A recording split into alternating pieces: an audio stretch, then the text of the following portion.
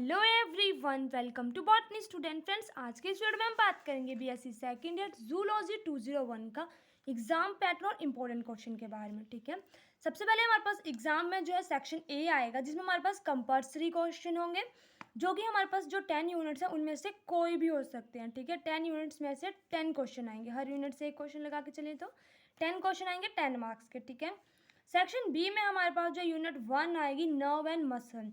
Nerve और muscle वाला जो हमारे पास टॉपिक है ये थोड़ा सा बड़ा है और काफ़ी ज़्यादा इंपॉर्टेंट है। इसमें हमारे पास स्ट्रक्चर ऑफ न्यूरॉन आ जाता है, resting membrane potential, graded potential क्या होता है, ओरिजिन ऑफ एक्शन पोटेंशियल, और हमारे पास जो है किस तरह से प्रोपोगेशन होती है मेडिलेटेड और नॉन मेडिलेटेड नर्व फाइबर की। अल्ट्रा स्ट्रक्चर आ जाता है मसल, स्केलेटल मसल का, molecular and chemical basis of muscle contraction. अगर हम न्यूरॉन वाले चैप्टर से बात करें तो हमारे पास जो है वो सबसे इंपॉर्टेंट है mechanism of conduction of nerve impulse through synapse.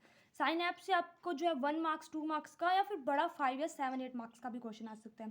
किस तरह से हमारे पास जो रोल है सोडियम और पोटेशियम चैनल का कंडक्शन ऑफ नर्व इंपल्स। ठीक है, और हमारे पास जो डिफरेंस आ जाता है एक्सॉन और डेंड्रियाइट में, मेडिएटेड और नॉन मेडिएटेड फाइबर में। और स्ट्रक्चर ऑफ न्यूरॉन तो बहुत कॉमन है। ठीक है, उसको आपको आना चाहिए और इलेबोरेट करना चाहिए उसके पार्ट को, और उसके पार्ट्स के बारे में लिखना आना चाहिए। और मसल में से अगर हम बात करें तो वहाँ पे हमारे पास एक्सोन और मायोसिन, उसमें जो डिफरेंस आता है differentiate myosin and actin filament. A band और आई बैंड क्या होता है, इसका स्ट्रक्चर आता है। ठीक है, सार्कोमर, ये भी काफ़ी इंपॉर्टेंट है। और सबसे इंपॉर्टेंट जो है हमारे पास क्या है, अल्ट्रा स्ट्रक्चर आता है स्केलेटल मसल फाइबर का, ये बड़ा क्वेश्चन आता है। ठीक है, अब बात करते हैं दूसरी यूनिट हमारे डाइजेशन वाली की। डाइजेशन में हमारे पास जो है फिजियोलॉजी आती है, डाइजेस्टिव ट्रैक की हमारे पास पूरा। ठीक है, किस तरह से डाइजेशन होती है एलिमेंट्री ग्लैंड में, एब्जॉर्प्शन ऑफ कार्बोहाइड्रेट, प्रोटीन और लिपिड। सबसे इंपॉर्टेंट है इसमें ये। रेस्पिरेशन में बात करते हैं तो रेस्पिरेशन में हमारे पास आता है पल्मोनरी वेंटिलेशन, रेस्पिरेटरी वॉल्यूम और जो कैपेसिटीज है उससे आपके पास है 1 और 2 मार्क्स का क्वेश्चन भी आ सकता है और बड़ा क्वेश्चन भी आ सकता है। ठीक है, छोटी छोटी डेफिनेशंस हैं।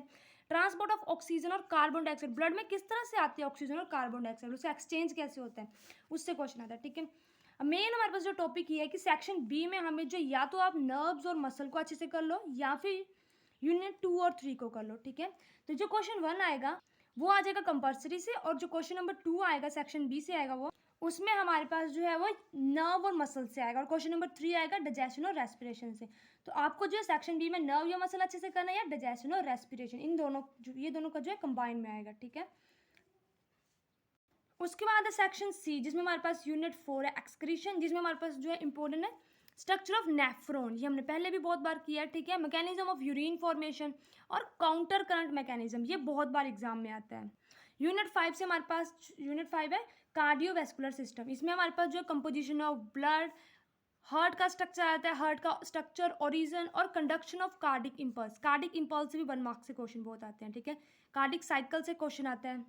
यूनिट 6 है रिप्रोडक्शन एंड एंडोक्राइन ग्लैंड, इसमें जो है मेल रिप्रोडक्शन हार्मोन कंट्रोल कैसे होता है हमारे पास spermatogenesis, female reproduction hormone control of menstrual cycle, उसके बाद स्ट्रक्चर और फंक्शन आता है पिट्यूटरी, थायराइड, पैराथायराइड, पैंक्रियाज और एडेनिन। ये हमारे पास जो है कुछ ग्लैंड्स हैं। अब इनमें से जो है सबसे ज़्यादा जो टॉपिक बड़ा है वो है हमारे पास यूनिट 6। ठीक है, तो यूनिट 4 और 5 को जो है इकट्ठा किया गया, और यूनिट 6 में हमारे पास वैसे तो 2 टॉपिक है, एक रिप्रोडक्शन वाला और एक एंडोक्राइन ग्लैंड, तो इन दोनों को जो है इकट्ठा रखा गया है। ठीक है, या तो आपको जो है वो यूनिट 4 और 5 अच्छे से करने, या फिर आपको यूनिट 6 जिसमें हमारे पास रिप्रोडक्शन और एंडोक्राइन ग्लैंड है वो अच्छे से करनी है। नेक्स्ट है हमारे पास सेक्शन डी, जो सेक्शन सी का 4 और 5 क्वेश्चन बन गए हमारे पास यहाँ पे। ठीक है, और सेक्शन डी में हमारे पास जो है 2 यूनिट है, एक यूनिट 7 और दूसरी यूनिट 8। यूनिट 7 में हमारे पास जो है कार्बोहाइड्रेट मेटाबॉलिज्म है, इसमें हमारे पास जो है glycolysis, Krebs cycle, pentose phosphate pathway, gluconeogenesis, glycogen metabolism. ठीक है, इलेक्ट्रॉन ट्रांसपोर्ट चेन, इससे क्वेश्चन आते हैं। और लिपिड मेटाबॉलिज्म जो है वो काफ़ी ज़्यादा छोटा टॉपिक है। ठीक है, इसमें हमारे पास सबसे इंपॉर्टेंट एक ही चीज़ है, वो है बीटा ऑक्सीडेशन ऑफ पाल्माइटिक एसिड। तो हमारे पास होता क्या है कि जो कार्बोहाइड्रेट है ना, चॉइस तो यहाँ भी आएगी। ठीक है, यूनिट 7 और यूनिट 8 में चॉइस आती है, लेकिन कार्बोहाइड्रेट का क्वेश्चन नंबर 6 तो पूरा यहाँ से बन जाएगा, लेकिन क्वेश्चन नंबर 7 में हमारे पास जो है वो कार्बोहाइड्रेट से क्वेश्चन डाले जाते हैं। तो आपको क्या करना है, लिपिड मेटाबॉलिज्म तो आप चाहे छोड़ सकते हो, लेकिन कार्बोहाइड्रेट को आपको पूरा अच्छे से जो है वो सेक्शन डी का प्रिपेयर करके जाना है।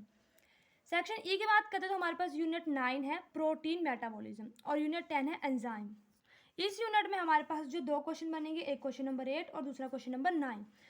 या जो हमारे पास 9 और 10 यूनिट है ये मिक्स होके आती हैं। ठीक है, एंजाइम और प्रोटीन मतलब कि क्वेश्चन नंबर 8 में एक क्वेश्चन एंजाइम से आएगा, दूसरा प्रोटीन से। वैसे ही क्वेश्चन नंबर 9 में एक एंजाइम से और दूसरा प्रोटीन से, ठीक है।